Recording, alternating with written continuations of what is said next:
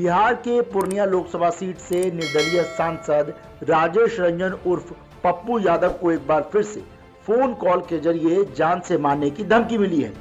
इसके बाद पप्पू यादव गुस्से में आ गए। पप्पू यादव लगातार सरकार पर तीखे हमले करते नजर आए। पप्पू यादव ने बाकायदा प्रेस कॉन्फ्रेंस करके यहां तक कह दिया कि सरकार को यदि सुरक्षा देनी है तो दे, लेकिन वो अपनी सुरक्षा के लिए गिड़गिड़ाएंगे नहीं और ऐसी धमकियों से पप्पू यादव डरने वाला नहीं है।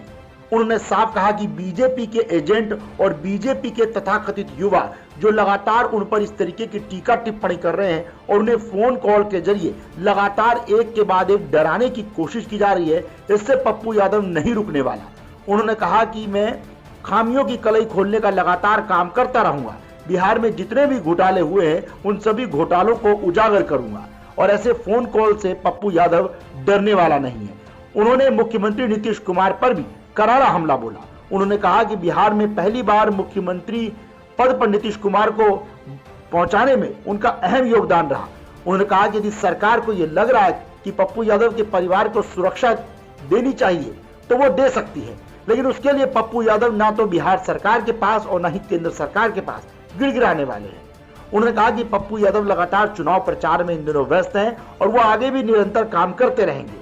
उन्होंने कहा कि मोबाइल में ऑडियो कॉलिंग के जरिए लगातार इस तरीके की धमकियों से पप्पू यादव के कदम पीछे नहीं पड़ने वाले।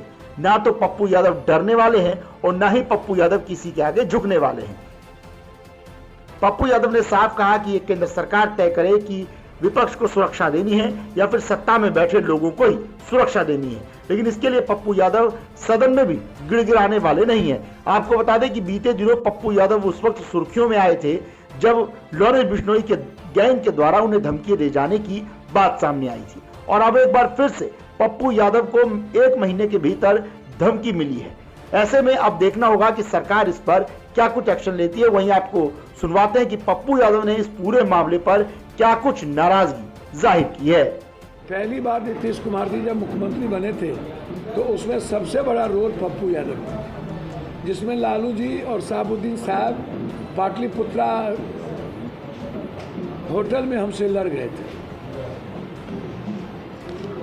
और मैं हमेशा उनका रिस्पेक्ट करता हूँ। लेकिन जो लोग बड़ी बड़ी बात करते हैं उनके नीचे जो लोग हैं जो मेडिकल घोटाले में इस बार फंसे हैं, पदाधिकारी लगातार चाहते हैं कि पप्पू यादव खत्म हो या पप्पू यादव इन्वॉल्व। तो मैं मरना पसंद करूंगा, इन्वॉल्व तो जवाब नहीं दूंगा।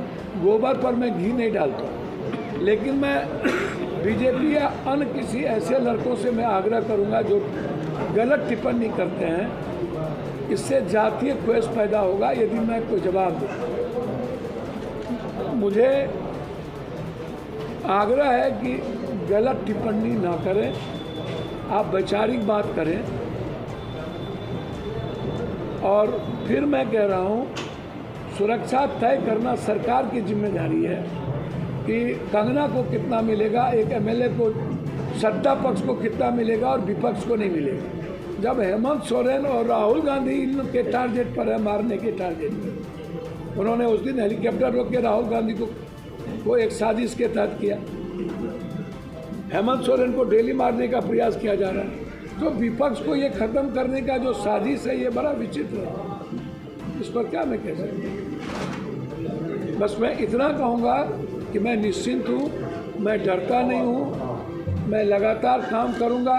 मैं अभी सिलीगुड़ी जा रहा हूँ, फिर सुबह मैं काम करूँगा 3-4 कार्यक्रम मैं 27-25 से हाउस है और हाउस का मतलब है पप्पू यादव बिहार और झारखंड की आवाज़। तो मैं एक बार भी अपने लिए सदन में भीख नहीं मांगा, एक बार आप उठा के देखिए, सवाल नहीं। पप्पू यादव का महत्व है आम आदमी के लिए, मेरी सुरक्षा आम आदमी ही कर सकता, इसलिए मेरे लिए वो मैटर ही नहीं। लेकिन बस मैं आग्रह करूंगा सरकार से कि जिस तरीके की परिवार की बात उन्होंने की है, अब पप्पू यादव ने सीएम नीतीश पर निशाना साधा है तो लाजमी है कि सीएम नीतीश और उनके चहेतों की तरफ से पप्पू यादव पर कोई पलटवार बयानों के जरिए किया जाएगा। साफ है कि बिहार की सियासत में इससे एक बड़ा भूचाल आ सकता है, क्योंकि पप्पू यादव ने सीधे तौर पर बीजेपी और उनके सहयोगियों पर ही इस तरीके की धमकी देने का आरोप जड़ दिया है। उन्होंने साफ कहा है कि आए दिन उस तरीके से लगातार उन्हें अलग अलग जरियों से इस तरीके की धमकी लगातार मिल रही है। कई लोग सोशल मीडिया पर उनके खिलाफ आपत्तिजनक टिप्पणी कर देते हैं, जिसमें बीजेपी के नेता और ज्यादातर युवा नेता शामिल हैं। ऐसे लोगों को उन्होंने नसीहत भी दी है कि वो ऐसा ना करें और तर्क संगत बात करें। लेकिन सियासत में कहते हैं ना, सब कुछ जायज है, और इसी कवायद में पप्पू यादव के साथ लगातार सियासी हलचल बिहार में गरमाई हुई है। फिलहाल पप्पू यादव को मिली इस नई धमकी के बाद अब बिहार की सियासत में कितना बवाल मचता है ये तो देखने वाली बात होगी। लेकिन पप्पू यादव ने जिस तरीके से साफ तौर पर इस मामले में नीतीश कुमार पर बड़ा निशाना साधा है, अब देखना होगा कि सीएम नीतीश और उनके सहयोगियों की तरफ से क्या पप्पू यादव पर कोई पलटवार किया जाता है। वही सुरक्षा को लेकर भी बिहार सरकार इस ओर क्या कदम उठाती है ये भी देखने वाली बात होगी। बिहार से bureau report, news war. Target पर है, मारने के टारगेट। उन्होंने उस दिन हेलीकॉप्टर रोक के राहुल